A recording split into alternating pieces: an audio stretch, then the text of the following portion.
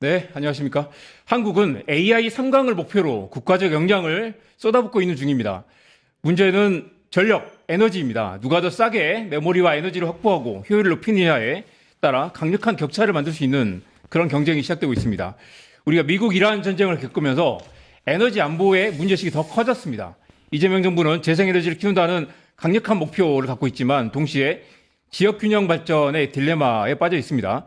지산지소는 어떻게 하느냐, 용인 반도체 클러스터를 지역으로 가져가야 된다라는 논란도 끊이지 않고 있고요. 오늘은 김병권 녹색전환연구소 소장님 모시고 AI와 에너지 그리고 국가전략에 대해서 이야기해 보겠습니다. 안녕하세요. 안녕하세요. 네, 우리 화석국가와 전기국가, 원자력국가 이런 세 가지 길이 있다고 얘기를 합니다. 네. 한국은 지금 발전량을 비교해 보면 화석연료가 60, 원자력이 30, 재생에너지가 10이 조금 되거나 말거나 한 정도인데요. 지금 이대로 가면 이대로 계속 가도 계속 가도 되는 거 아니냐라고 생각하는 분들이 좀 많이 있는 것 같습니다. 어떻게 보세요? 이대로 가면 안 되죠. 그러니까 우리가 지금 네, 기후위기, 지금까지 잘 왔기 때문에 네, 어떻게 보세요? 네. 지금 우리가 지금 직면하고 있는 큰 위기 중에 하나가 기후위기 아니겠습니까? 네. 그 기후위기를 해결하려면 말씀하신 우리나라가 지금 의존하고 있는 60%의 화석에너지로부터 네. 완전히 벗어나서 네. 이제 흔히 말하는 탈탄소 사회라고 하는 네. 그쪽으로 가야죠. 그러려면 빨리 화석에너지에 대한 의존을 빨리 줄여야 네. 됩니다.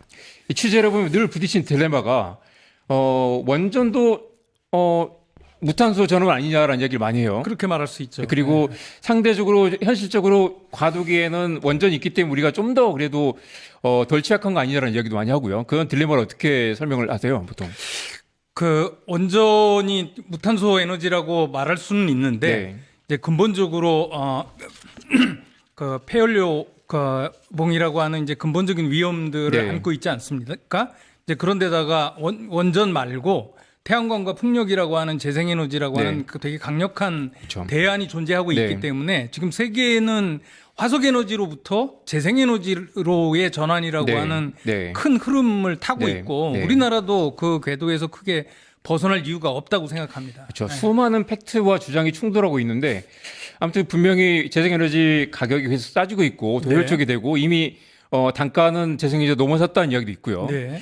근데 이제 흔히 하는 착각은 재생에너지는 간헐적이고 한국에서는 효율이 낮다. 그래서 북유럽과 상황이 다르다. 그리고 태양광의 그 발전 효율이 너무 떨어져서 아직은 한국은 다른 나라와 좀 다르다라는 얘기도 많이 하고 재생에너지만으로 늘어나는 전력 수요를 감당할 수 없다라는 얘기도 많이 합니다. 어떻게 보십니까? 재생에너지가 간헐적이라고 하는 건 우리나라만 간헐적인 게 아니지 않습니까? 네. 전 세계에서 재생에너지, 태양광이나 풍력을 그렇죠. 도입하는 국가들이 다 간헐적인데도 불구하고 한국이 특히 더 간헐적인 그럴 건 있지 이유는 않습니까? 없습니다. 아닌가요? 그리고 네. 또 하나 이제 뭐 효율성 말씀하셨습니다만 우리나라보다 일조량이 훨씬 더 적은 독일이나 유럽의 네. 중북부 유럽 그 국가들도 최근에 태양광을 굉장히 빠르게 네. 확산시키고 네네. 있는데 예를 들어서 독일은 한 해 최근에 15기가 이상의 태양광을 신설하고 네. 있거든요. 네. 우리나라는 고작 3기가 정도를 네. 신설하는 데 비해서 그런 전 세계 추세를 미뤄 보면 태양광과 그 풍력을 포함한 재생에너지를 확대해 나가고 하는 게 뭐 물론 그 간헐성이라든지 이런 네. 그 한계점들이 있지만 그게 네. 극복하지 못할 한계가 아니라고 하는 걸 보여주고 있는 거죠. 그렇죠. 왜 그렇게 다른 나라들 북유럽 유럽 OECD 전체로 보면 45에서 50까지 넘어가는데요. 네네. 왜 한국이 이렇게 뒤처졌을까? 한국처럼 이렇게 IT 정보기술 비중이 높고 또 AI에 모든 걸 쏟아붓는 지금 와서 돌아보면 이렇게 그 전력이 그냥 아쉽다는 생각이 드는데요. 왜 때를 놓쳤을까요? 한국은 지금 말씀하신 대로 재생에너지 비중이 한 10% 정도밖에 네. 안 되는데 사실 OECD 입장에서 보면은 거의 꼴찌나 다름없습니다. 그렇죠. 그러니까 우리나라보다 원전 비중이 훨씬 더 높은 이 프랑스만 하더라도 네. 재생에너지 비중이 26% 이상을 네. 넘어가고 있거든요. 우리나라는 특히 이제 이유가 어쨌든 간에 이게 원전이냐 또는 핵발전이냐 재생에너지냐 이 두 가지를 이 경합하는 것으로 보는 경향이 상당히 강한 것 같습니다. 네. 그러다 보니까 정권의 부침에 따라서 어느 해는 태양광이 굉장히 억압적인 구조로 네. 네. 눌려 있고 이제 네. 이러다 보니까 사실은 다른 선진국에 비해서 재생에너지 발전이 굉장히 뒤처진 게 아니냐 이제 네. 이렇게 보는 거죠. 우리 문재인 정부에서 그나마 또 태양광을 열심히 좀 설치를 했기 때문에 이 정도까지 올라온 걸 수도 있을 그랬었죠. 텐데요. 네. 그런데 당시 돌아보면 일부 보수 언론에서 재생에너지로 가는 건 맞지만 너무 속도가 빨라서 문제다라는 얘기를 많이 했어요. 그래서 네. 지금 와서 돌아보면 속도가 그때 빠르지 않았구나라는 생각도 들고요. 그때 그만큼 깔아놨기 때문에 20%로 되고 있는 상황일 텐데 말이죠. 그렇습니다. 사실 2021년 이때쯤이 이제 한국도 네. 매년 한 4기가 정도 태양광을 네, 깔았을 네. 때인데요. 그때만 하더라도 독일도 그 정도밖에 안 됐습니다. 사실은. 네. 근데 지금 한 5년이 지났는데 독일은 말씀드린 대로 3배 이상 들어서 15기가를 넘는데 우리는 오히려 좀 줄었죠. 우리가 네. 윤석열 정부 3년이 정말 안타깝네요. 굉장히 아쉬운 네. 기간이라고 볼 수 있죠. 네. 이번에 이제 그 미국 이란 전쟁 그리고 그 전에 이제 우크라이나 전쟁 때 보면 LNG 가격에 사실 한국이 굉장히 취약하지 않습니까? 그렇습니다. 유럽은 보면 LNG 가격 때문에 전기요금이 10배씩 올랐는데 한국은 전기요금이 오르진 않았지만 그래도 한전의 적자로 떠안고 있는 상황이고 맞습니다. 예. 이게 우리가 그 에너지 대외 의존도도 취약하지만 결국 그 과도기적으로 LNG 의존이 너무 심각하다는 생각이 들더라고요. 예, 그러다 보니까 LNG 가격의 네. 변동에 따라서 가스 요금도 큰 네. 변동을 네, 네. 가져오고 또 전기 요금도 변동성이 취약한 구조가 되어 있죠. 그렇다면 이제 우리 어디로 가야 되는가 얘기를 해볼 텐데요. 윤석열 정부에서 원전 2기를 새로 짓고 SMR도 만들어 보자라고 했는데 사실 이재명 정부가 이제 실용 정부라서 그걸 뒤집진 않고 일단 계획한 그대로 간다라는 입장인 것 같아요. 현실적인 타협이 필요할 수도 있지 않을까. 그리고 당장 급박하게 지금 에너지를 확보해야 되는데 이게 과도기적으로 어떤 현실적인 타협이 필요하지 않나라는 그런 주장도 있습니다. 사실 지금 우리가 그 추가로 원전을 계획하기 이전에라도 지금 네. 당장 돌아가고 있는 가동되고 있는 원전이 26개나 있고 또 네. 짓고 있는 원전도 3개나 되거든요. 네네. 없는 게 아니고. 네네. 이제 그런 상황에서 지난 이제 윤석열 정부 때 11차 전력 기본 계획이라고 있죠. 네네. 거기에 이제 추가로 짓는 계획들이 발표됐는데 네.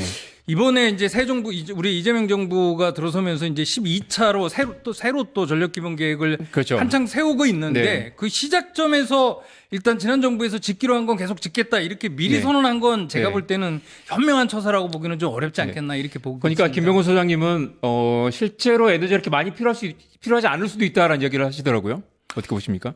그거는 이제 전망이 굉장히 차이가 네. 크고 네네. 예를 들어서 지금 SMR을 포함해서 원전을 새로 지어서 완성될 수 있는 시기는 10년? 아무리 빨라야 이제 2035년 아니겠습니까? 네네. 근데 그때나 완성되는 이 원전을 가지고 지금 예. AI 전력 수요 증가를 대처하겠다 이제 이런 얘기를 하는데 네. 사실 AI 전력 수요 대처는 앞으로 3년, 3년 안에 5년 끝날 정도 텐데. 예, 급하게 필요한 거라서 이게 네. 시간 타임이 안 맞습니다. 그럼 급하게 필요한 그 AI 전력은 어떻게 확보를 하는 게 가장 빠르게 할 수 있는 방법은 아주 기술적으로만 보면 두 가지가 가능합니다. 하나는 태양광이 짓는데 한 1년 정도면 되니까 태양광이 네. 가능하지 않겠습니까? 또 하나는 굳이 화석 에너지를 생각한다면 한 가스 발전이 2, 3년 정도면 네. 신규 건설이 가능하다고 네. 하니까 네. 그 두 가지가 가능하고 네. 그중에서 기후 대응을 보면 이제 조금 더 나은 방법이 태양광인 거죠. 네. 현실적으로는 그 가스 발전도 일단은 원전보다는 경직적인 원전보다는 과도기적으로 가스 발전이 나올 수 있다라는 네, 말씀이시고요. 단기적으로는 네. 그렇습니다. 우리 그 빌 게이츠 이 에너지와 기후에 관심 많은 빌 게이츠도 보니까 SMR을 그 대안으로 자꾸 거론을 하던데요. 그 부분은 네네. 어떻게 보세요? 그러니까 이제 빌 게이츠가 투자한 회사가 이제 테라파워라고 하는 그렇죠. 이제 SMR 네. 회사 아니겠습니까? 그러니까 무탄소가 차라리 네. 화석연료보다 낫다라는 입장일 텐데요. 근데 이제 보기에 따라서 다른데 네. SMR에 대해서 우리가 하나 놓치고 있는 게 네. 있습니다. 뭐냐면 기존에 한국에서 지금 가동 중인 원전에 대해서는 이제 비용 경쟁력 얘기를 말씀들을 많이 하시는데 SMR에 대해서는 비용 경쟁력을 첫 번째 우선 얘기하지 않는다는 문제가 네. 있고요. 무슨 말씀이냐면 SMR은 비용이 상당히 비싸거든요. 예, 비싼 네. 전기라는 네. 거죠. 왜냐하면 원래 모듈화 시킨다고 하는 거는 그렇죠. 대량 생산을 할 네. 경우에는 이제 가격이 다운될 수 있는데 네. 지금 우리나라가 2035년까지 이제 4개를 추가로 네. 짓겠다고 하는 건데 그런 식으로 소규모로 주문을 하게 되면 그러니까요. 굉장히 비싸집니다. 그러니까 예. 대형 원전보다 SMR이 뭔가 좀 더 친환경적이거나 이렇게 환경에 피해가 적은 것처럼 그런 착각도 있는 것 같아요. 네. 그런 대목들도 좀 있고요. 네. 그래서 그런 대목들을 감안해야 되고요. 이제 네. 미국이 실리콘밸리가 SMR이나 이런 얘기를 적어도 레토릭으로 자꾸 하는데 네. 빌 게이츠뿐만 아니라 샘 알트만도 마찬가지고 네. 거기에 관계된 거는 지금 실물적으로 SMR이 미국 땅에서 지어지고 있기 때문이 아니고 네. 그들이 지금 증권 시장에서 스타트업에서 지금 SMR과 관련된 스타트업이 몇 개 있거든요. 이제 그 그렇습니다. 증권 시장에서 이게 가격 이 부풀려지는 현상하고 좀 그렇네요. 관련이 되어 있습니다. 우리가 빅테크의 빅마우스들의 주장을 사실 언론이 그냥 받아쓰는 경향이 좀 있는 것 같긴 그렇습니다. 하죠. 예, 사실 예. 워낙 이게 또 금액이 크고 또 시장을 주도하고 있기 때문에 사실 그 사람들 목소리를 또 이렇게 무시할 수 없는 그런 부분도 있고요. 맞습니다. 아까 말씀하신 것처럼 태양광과 배터리 가격이 계속 싸지고 있고요. 이 가격은 그렇다 치고 다들 이제 그 가격이 싸지고 있다는 걸 알고 있는데 이게 지금 있는 태양광들도 계속해서 이제 그 출력 제어를 한다거나 연결을 못해서 계속 전기가 버려지고 있다는 얘기를 많이 하는데요. 이게 태양광을 늘리는 게 문제 아니라 결국 개통 구조가 문제라는 얘기도 많이 합니다. 개통 구조를 잠깐 좀 알기 쉽게 설명해 주십시오. 예, 근데 우리가 하나 놓치고 있는 사실이 뭐냐면 네.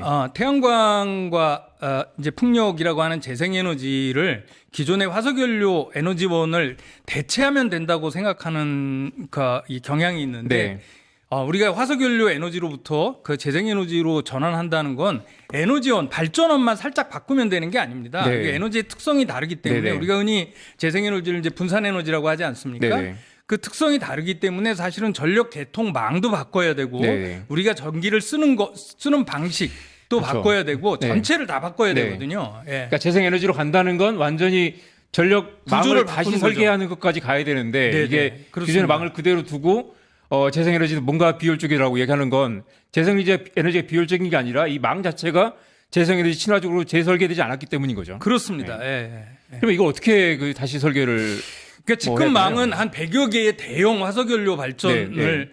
그 지방에다가 두고 네. 이거를 거대한 그렇죠. 송전탑으로 연결해서 이제 에너지를 쓰는 수도권으로 전달하는 네. 굉장히 중앙집권적이고 네. 일방향적인 시스템 아닙니까? 근데 재생에너지로 가면 이제 우리 집에서도 에너지를 생산하면서 네. 또는 소비할 수 있는 네. 이제 그런 시대가 된다는 거는 말하자면 개통 구조도 우리가 흔히 말하는 이제 인터넷 같은 네트워크망 구조 비슷하게 네, 네. 되고 이제 지금은 몇 군데 박혀 있는 대형 원전들 중심으로 이렇게 망이 설계돼 있는데 그렇죠. 예. 그리고 재생에너지로 전환한다는 건 사실 기존의 망을 어떻게든 줄이거나 끊거나 재설계하는 그래서 화석연료를 단계적으로 철수한다는 걸 전제로 망을 재설계해야 되는데 그게 안 되고 있는 거죠 지금. 그렇습니다. 이제 그렇게 하는 과정에서 우리가 네. 이제 최근에 얘기되고 있는 지산지소 개념이랑 네. 이런 것들도 이제 그 안에서 얘기가 되고 있는 거죠. 그렇죠. 우리가 지산지수 이야기할 때 많이 또 언론에서 이제 좀 그 착각하고 있는 그런 부분이 지역에서 전기를 못 끌어온다고 얘기를 많이 하죠. 그러니까 그리고 아니면 뭐 지역으로 공장이 가야 된다 얘기를 하는데 이게 망을 재설계한다는 개념을 사실 많은 그 일반 국민이 잘 모르거나 언론에서도 깊이 고민하지 않고 많이 이야기를 하는 것 같더라고요. 맞습니다. 예. 이를테면 그 지금은 이제 공급이 초과할 때 이 태양광부터 출력 제어, 그러니까 스위치를 내리는데 사실 이제 그리고 화석 발전소들은 이게 또 유연성이 떨어지기 때문에 거의 가마솥과 비슷하다고 하더라고요. 한번 껐다 켰는데 시간 오래 걸리기 때문에 한전이 또 모든 걸 헤게모니를 쥐고 있어서 이걸 화석 발전소들은 잘 끄지 않는 출력 제어를 하지 않고 만만한 출력 제어를 이제 태양광이 떠넘기기 때문에 태양광이 효율이 떨어진다. 이게 뭐가 먼저냐를 봐야 되겠지만 그런 구조적인 문제가 있는 것 같기도 합니다. 예. 근데 간단히 생각해 보면 네. 그 에너지를 발생시킬 때 태양광이나 풍력은 추가로 비용이 들지 않지 않습니까? 원료를 그렇죠. 넣어야 되는 네네. 게 아니고 반면에 가스나 석탄이나 그다음에 심지어 원자로까지도 네.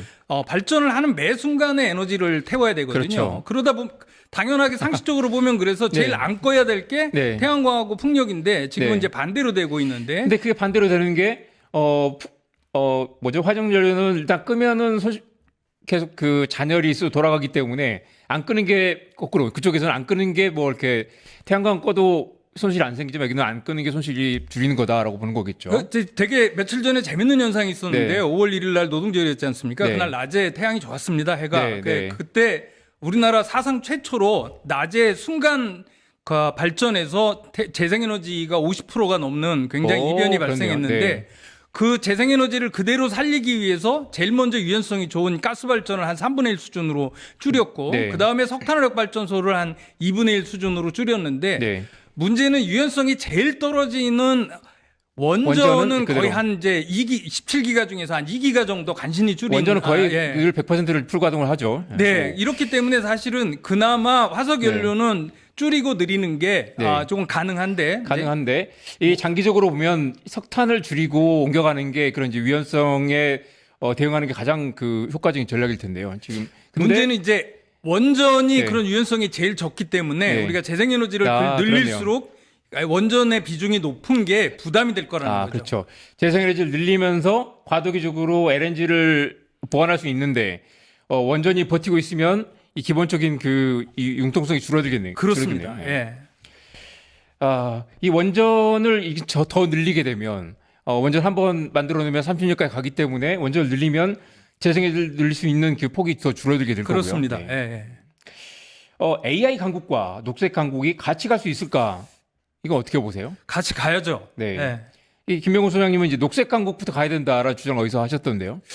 왜 그러냐면 네. 뭐 우리 다 아시는 것처럼 그 네. AI의 미래와 그 이 녹색의 미래, 특히 기후의 미래는 두 가지 이제 꼭 분기점이 있지 않습니까? 네. 흔히 이제 기후 위기에는 티핑 포인트라는 게 있는데 우리는 사실은 지금 기후 위기와 관련된 티핑 포인트를 한창 넘고 있는 중이거든요. 네. 이미 2년 전에 1.5도 한계선이라고 하는 걸 네. 넘었고 네. 이게 2030년 안에는 영원히 넘을 거라고 하는 네, 네. 얘기가 있다 보면 기후위기와 관련된 꼭지점은 이게 그냥 상상 속의 미래가 아니라 네. 지금 현실이 되고 있는 되게 긴급한 얘기 아니겠습니까? 그렇죠. 네. 근데 AI부는 이제 흔히들 이제 싱귤레러티라고 해서 네. 특이점을 넘는다 안 넘는다 말은 많은데 아직은 오지 않은 미래에 관련된 것입니다. 네. 그러면 우리 인류가 급하기로 말하면 어떤 꼭지점에 먼저 대응해야 하느냐 이제 이런 질문을 던지면 네. 누구도 AI에 대한 대처를 먼저 하고 녹색에 대한 대처는 나중에 하자 이렇게 말하기는 사실은 어려운 거죠. 그렇죠. 예. 이게 그렇지만 우리가 이제 뭐 80억 명이 하는 뭐 조별 과제, 공동 과제라고 하는데 사실 이제 누가 더 빨리 거의 무임승차하느냐, 누가 더 빨리 갈아타느냐의 문제일 거고 한국도 그래서 이제 경제 논리 우선시하는 사람들은 우리가 굳이 빨리 앞장서고 나갈 필요 없다. 그리고 트럼프 대통령 체제에 많은 게 후퇴하고 있기 때문에 우리가 먼저 가서 이렇게 부담을 따를 필요 없다고 생각하시는 분들도 많이 있는 것 같아요.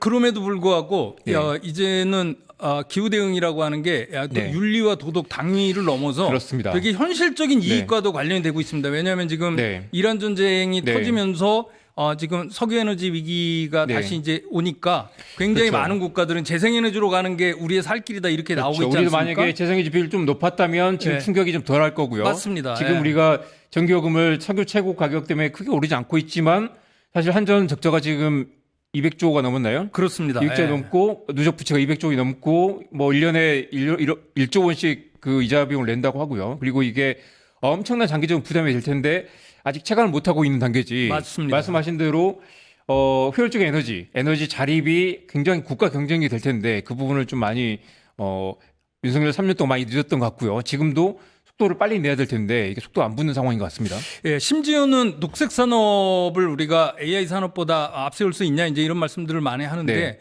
어떻게 보면은 녹색 산업이 미래를 위한 되게 기회일 그렇습니다. 수도 네. 있는데 네. 예, 단적인 예로 지난 3월 달에 호르무즈 해협이 봉쇄되면서 네. 중국은 전기차 수출이 한 50% 이상 증가했다고 그러니까요. 그러고 네. 심지어 태양광 수출은 2배가 뛰었다고 하지 않습니까? 그렇습니다. 그리고 우리 우크라이나 전쟁 때와 비교하면 지금 유럽에 아까 말씀하신 것처럼 그 신재생 에너지 비율을 많이 높였기 때문에 네.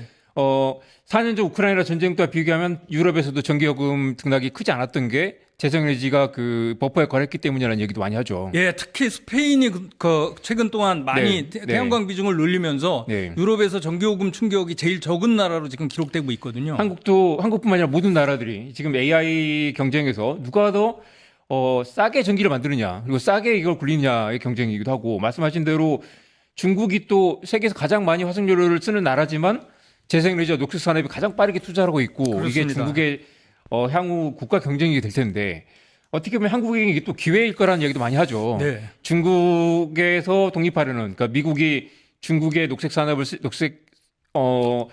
산업을 쓰진 않을 거고 결국 중국과 독립된 공급망을 찾는다면 한국이 그 파트너가 될 거다. 사실 이 부분에서 기회가 될 수 있을 텐데.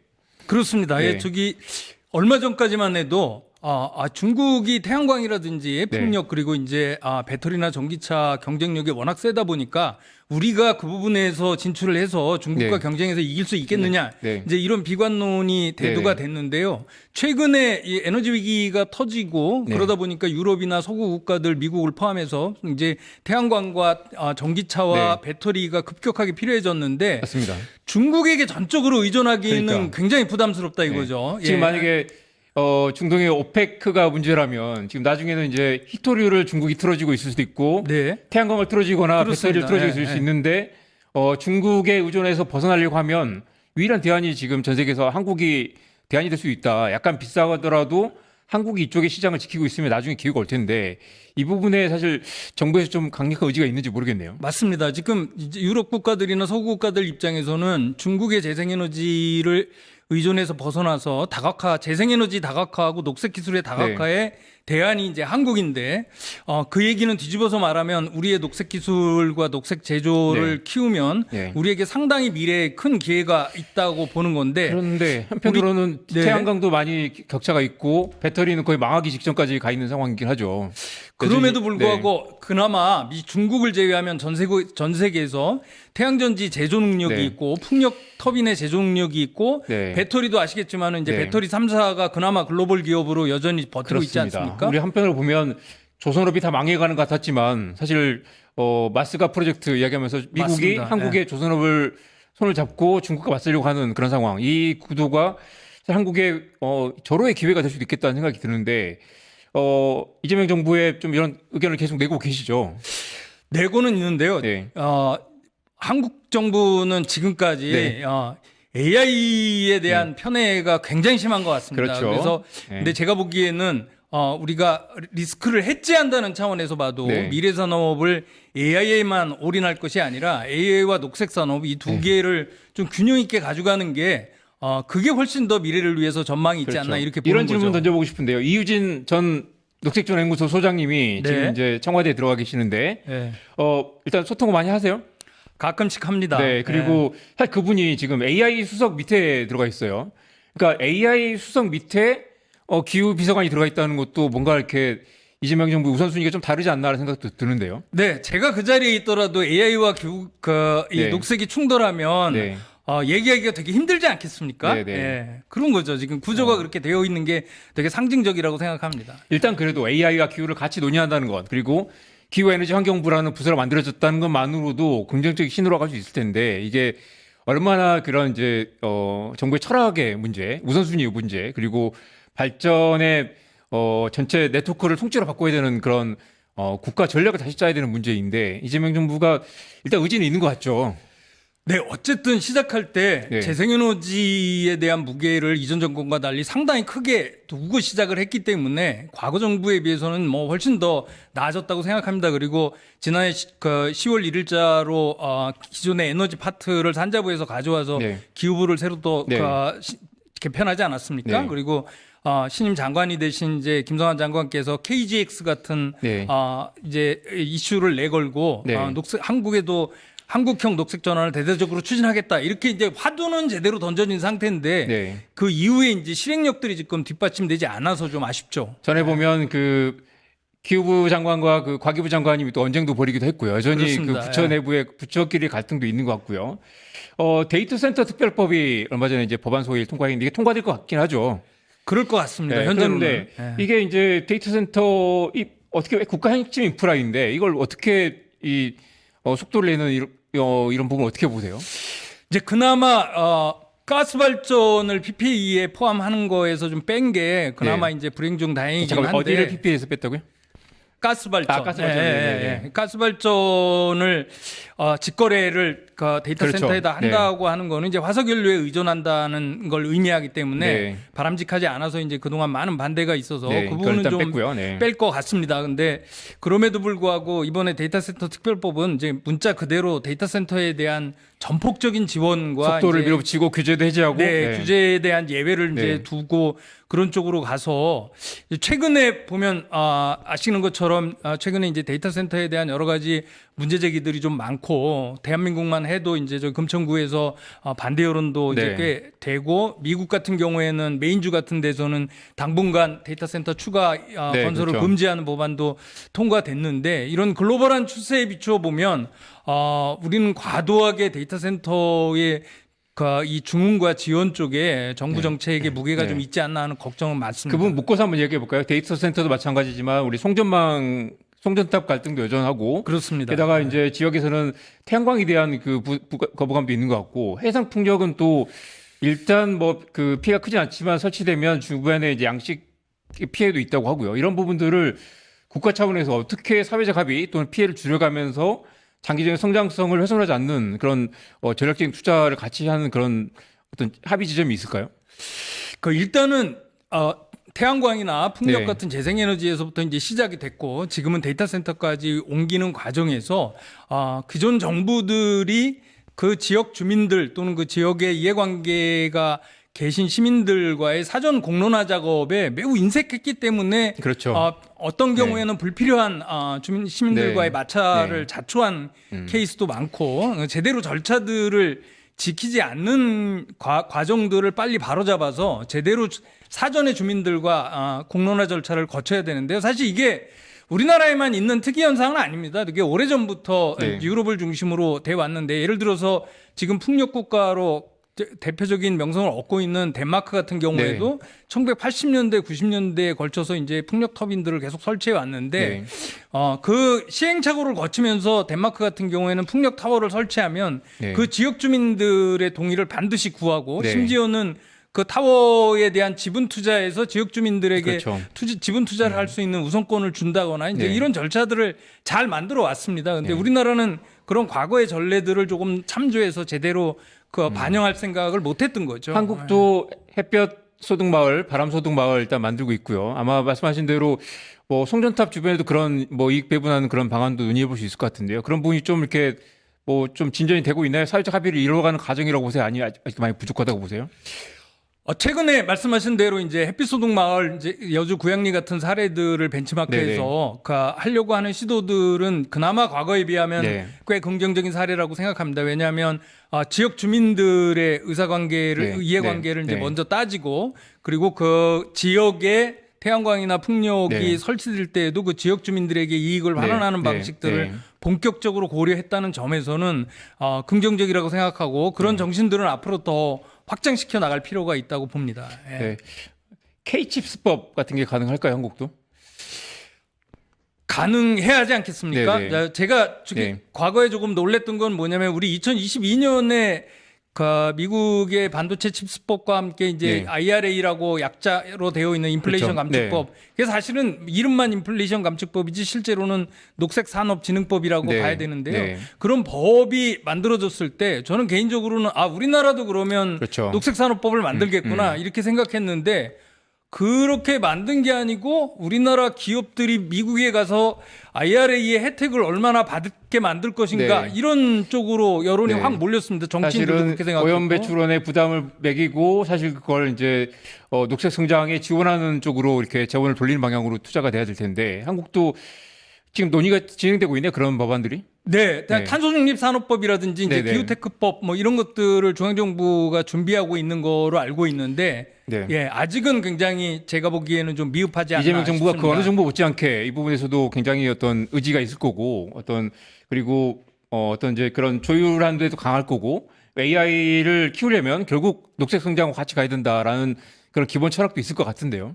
근데 아직은 그 AI에 대한 무게와 애정을 싣는 거에 비하면 녹색 산업에 대한 무게는 조금 더 관심을 중앙정부가 기울여야 되지 않을까 이런 생각이 있습니다. 녹색전환연구소에서 그 녹색전환에 대한 강력한 아젠다를 계속 밀어붙여 주시고요. 감사합니다. 이유진 비서관님에게도 강하게 푸시를 좀 해주시면 좋을 것 같습니다. 황금강 시대에는 곡괭이만 잘 팔면 될 것 같았지만 돌아보면 마차도 중요하고 또 말도 중요한 것 같습니다. 곡괭이는 있지만 말이 없어서 황금을 캐러 가지 못하는 때가 올 수 있고요. 그만큼 전력이 중요하다는 거죠. 애초에 지속 가능성이 또 새로운 황금이라는 생각도 듭니다. 화석 연료의 시대가 하고 새로운 게임의 규칙이 시작됐습니다. 기름 한 방울 나지 않는 한국이 이 새로운 게임에서 새로운 패러다임으로 기회를 찾아갈 것 같습니다. 김명구 소장님 오늘 고마웠고요. 새로운 기회는 어디 있을까? 혼란과 불확실성의 시대입니다. 세계 최대 부자 워런 버핏이 운용하는 버크셔 해더웨이가 최근에 현금 비중을 14개월째 늘리고 있습니다. 그만큼 투자 대상을 찾지 못하고 세계가 불확실성으로 빠져들고 있다는 이야기도 들 수 있습니다. 코스피 7천을 눈앞에 두고 있고요. 시가총액 7위, AI G3 여전히 K자형 성장과 양극화라는 딜레마에 직면해 있지만 그만큼 위기와 기회가 공존하는 때입니다. 우선순위를 정하고 선택과 집중을 해야 될 때이고요. 그만큼 AI와 녹색 성장에 대한 균형 있는 정책 방향이 필요할 것 같습니다. 끝내주는 경제가 앞으로 새로운 길을 만들어 보겠습니다. 다음 시간에 뵙겠습니다. 고맙습니다. 증권봉합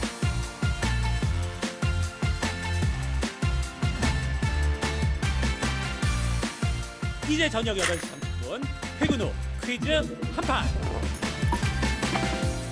혼자 하지 마세요. 같이 해요. 매일 저녁 8시 30분 많은 참여 바랍니다.